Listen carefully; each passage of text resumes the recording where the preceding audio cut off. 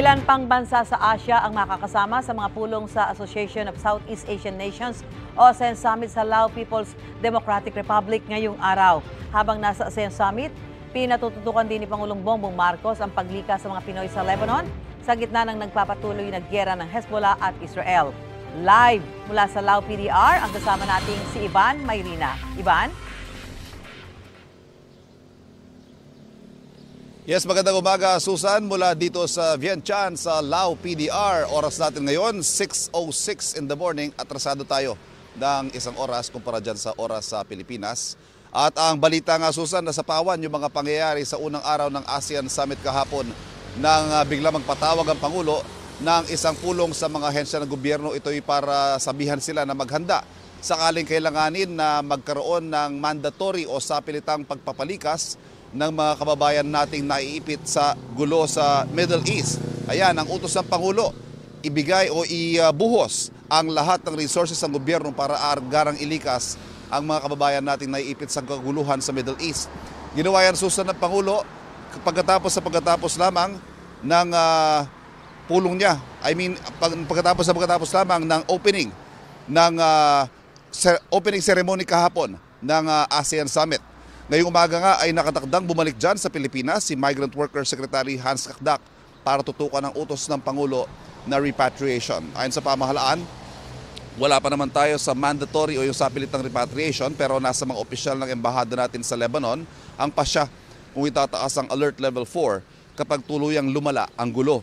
Samantala, dalawang bagay may tuturing nating highlight matapos ang unang araw ng ASEAN. Una riyan, ang paggiit ng Pangulo sa kahalagahan ng pagsunod sa international law at sa UNCLOS sa usapin ng sigalot sa South China Sea, kung saan hindi lang ang Pilipinas ang apektado kundi maging ang iba pang ASEAN members.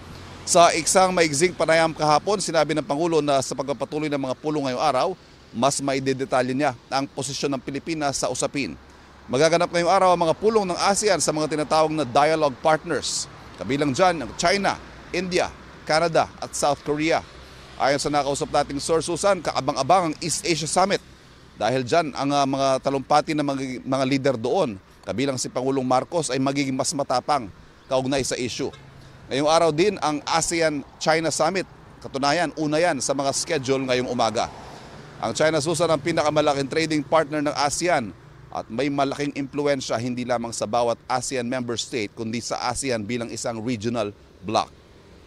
Ikalawa naman sa mga highlight ng ASEAN kahapon ng pagbida ng Pangulo sa bansa bilang investment destination na magtalumpati sa ASEAN Business and Investment Summit. Ibinida niya sa kanyang talumpati yung mga hakbang ng pamahalaan para gawing business-friendly ang bansa at partikular niyang isinulong ang pamumuhunan sa green metal, battery manufacturing, data centers at agri-business. So ayan, Susan, ang mga naging highlights ng Day 1 ng ASEAN Summit kahapon dito sa Vientiane. Ivan, doon sa ASEAN-China Summit mamaya, matatalakay at uusad na kaya yung Code of Conduct dito sa South China Sea?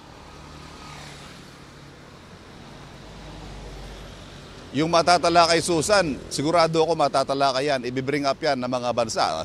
At the very least, ang Pilipinas sigurado i-raise yung issue na yan. Pero kung uusad, yan ang malaking tanong kasi nagbasa ako kanina 1992 pala sinimulang itulak ang isang Code of Conduct dyan sa South China Sea sa pagitan ng ASEAN at ng China. Pero ano na ngayon, 2024, hanggang ngayon, bumabara, Susan dahil may mga magkakasalungat na interes sa pagsusulong ng Code of Conduct na yan. At ang malaking tanong pa dyan, kung sakaling nga magkaroon ng kasunduan, susundin ba?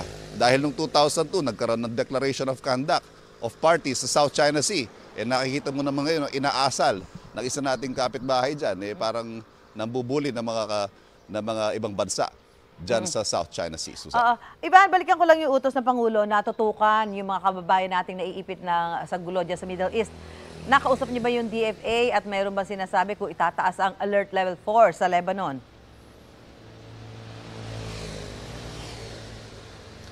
Ang pagtataas ng Alert Level 4, Susan, ay depende raw sa ating mga tao on the ground. Ibig sabihin yan, yung ating ambassador. Siya ang pangunahing magbibigay ng rekomendasyon dahil dalawa ang pangunahing tinitingnan, Susan, para magtaas ng Alert Level 4. Ito yung malawakang internal conflict at yung full-blown external attack na tinatawag sa isang bansa.